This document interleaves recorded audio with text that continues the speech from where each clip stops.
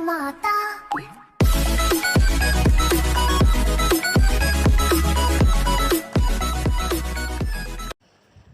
Assalamualaikum warahmatullahi wabarakatuh. Halo anak-anak semuanya, kembali lagi bersama saya Bu Nina dalam video pembelajaran tema. Di video kali ini kita akan belajar tema 4, subtema 3, pembelajaran 4, 5, dan 6. Check it out.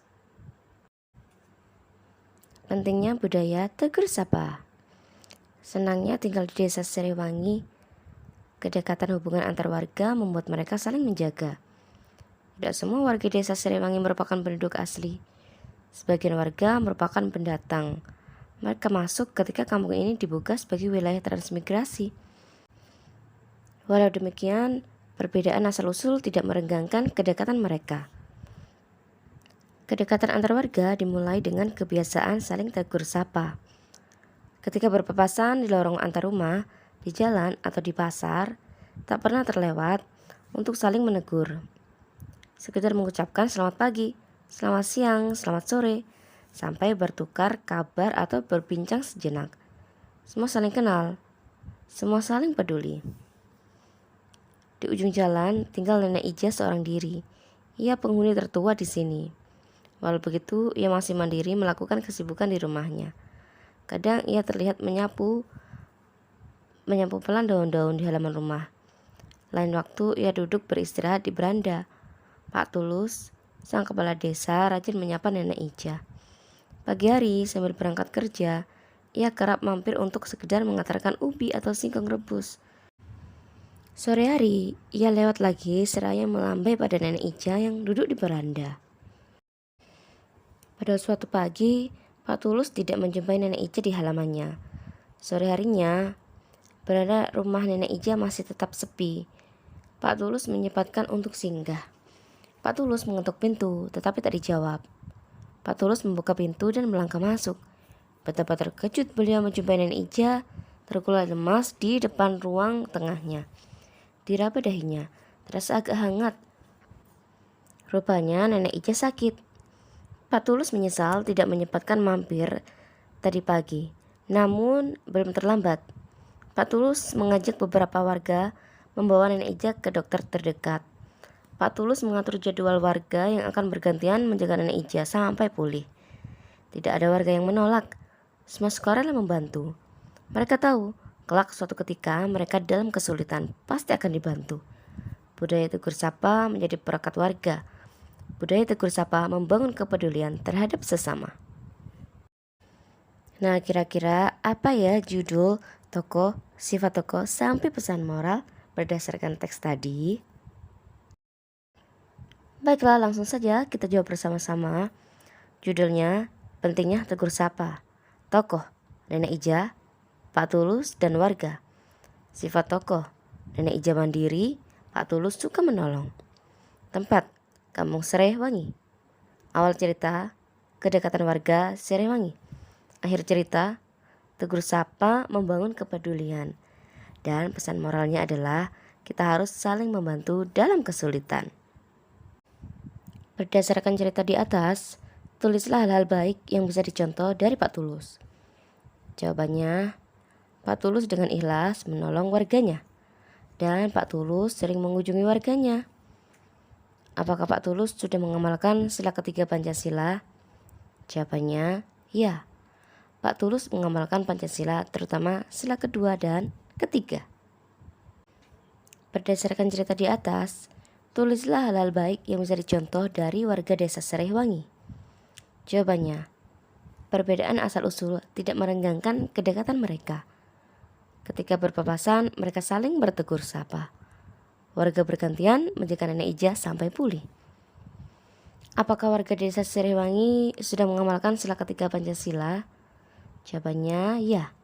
Warga desa Sriwangi sudah mengamalkan sila ketiga Pancasila. Meskipun kamu bukan warga desa Sriwangi, hal apa yang kamu lakukan melihat kondisi Nenek Ija? Jelaskan alasanmu. Jadi jawabannya, saya akan menolong Nenek Ija. Karena kita harus saling tolong-menolong antar sesama. Sikap-sikap baik apa yang bisa kamu contoh dari warga desa Siliwangi? Jawabannya, saling bertegur sapa, saling menolong, dan peduli terhadap lingkungan sekitar. Dalam kehidupan sehari-hari, apalagi yang bisa kamu lakukan untuk mengamalkan sila ketiga Pancasila? Jawabannya, bangga dan cinta terhadap tanah air dan bangsa, rela berkorban demi kepentingan bangsa dan negara, dan mengembangkan sikap saling menghargai. Nah, ini adalah proses pembuatan kain dan baju anak-anak. Seperti yang kita lihat, yang pertama yang ada di bawah ini adalah bunga kapas. Jadi kain itu berasal dari bunga kapas anak-anak. Kemudian seseorang memintal kapas. Jadi bunga kapas tersebut dipintal anak-anak. Kemudian untuk dijadikan benang. Lalu dari benang tersebut kita tenun menjadi kain anak-anak. Kemudian dari kain kita pola untuk menjadi baju. Ya. Kemudian kita jahit anak-anak dengan menggunakan penjahit. Lalu jadilah baju. Seperti itu prosesnya anak-anak, pembuatan kain dan baju. Sekarang jelaskan teknologi yang digunakan dalam proses pembuatan kain. Yang pertama, alat tenun bukan mesin atau ATBM. ATBM merupakan alat untuk melakukan penenunan yang digerakkan oleh manusia. 2. Alat pintal.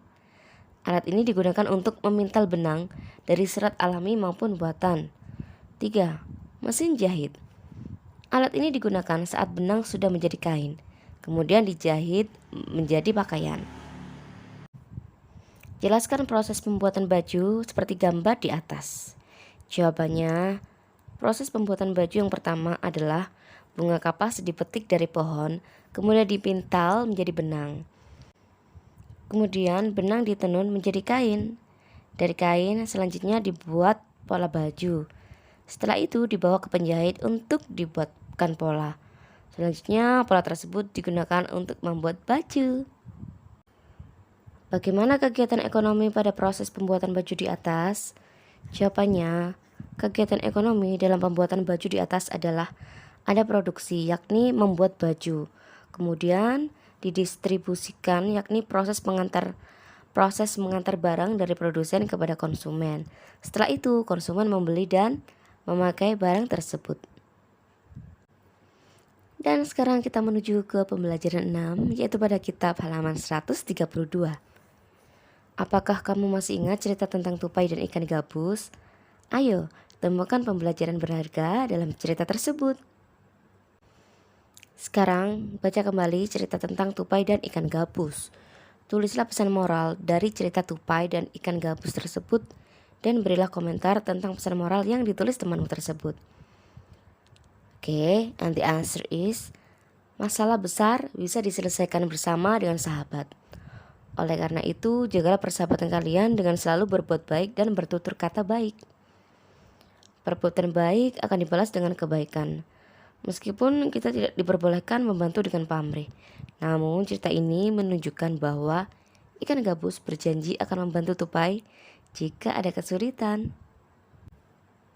Apakah pada cerita tupai dan ikan gabus kamu menemukan sikap-sikap yang baik dan sikap-sikap yang kurang baik? Tuliskan pada kolom di bawah ini. Oke, untuk sikap yang baik, tupai dan ikan gabus selalu mengerjakan segala sesuatu bersama-sama. Tupai berusaha menolong ikan gabus dengan sepenuh hati. Sementara untuk sikap yang tidak baik, ikan gabus tidak mendengarkan perkataan tupai. Apakah kamu sering menemukan sikap yang baik dan sikap yang tidak baik di lingkungan sekolahmu? Tuliskan pada diagram berikut. Baiklah, langsung saja kita jawab bersama-sama, dan ini contohnya ya anak-anak. Ini contohnya. Yang di tengah-tengah kita tulis sikap baik. Nah, contoh 1. Selalu menjaga kebersihan diri, rumah dan lingkungan sekitar. 2. Selalu menyapa dengan ramah tetangga kita. 3. Menawarkan bantuan sesuai kemampuan. Kemudian untuk yang bukan contoh sikap baik, 1. Membuang sampah sembarangan. 2. Tidak mau bertegur sapa. 3. Acuh tak acuh terhadap penderitaan orang lain. Ciri-cirinya, ciri-ciri sikap baik adalah 1. Tidak merugikan orang lain. 2. Mampu mengendalikan diri. 3. Berpikir positif. Dan kesimpulannya adalah sikap yang baik adalah sikap yang tidak merugikan orang lain, berpikir positif, dan mampu mengendalikan diri. Sekarang, kamu melakukan seluruh gerakan dasar silat yang telah kamu pelajari. Gerakan-gerakan tersebut akan dinilai oleh gurumu. Ayo tetap bersemangat. Dan ini adalah tugas yang harus kalian kerjakan, yaitu pada kitab halaman 135. Kalian kerjakan dengan benar ya anak-anak. Oke, sampai di sini dulu pembelajaran kita di video kali ini. Semoga bermanfaat bagi kalian semua. Pesan Brina, jangan lupa sholat 5 waktu dan lakukan kebaikan sebanyak mungkin. Terima kasih. Wassalamualaikum warahmatullahi wabarakatuh. Bye-bye.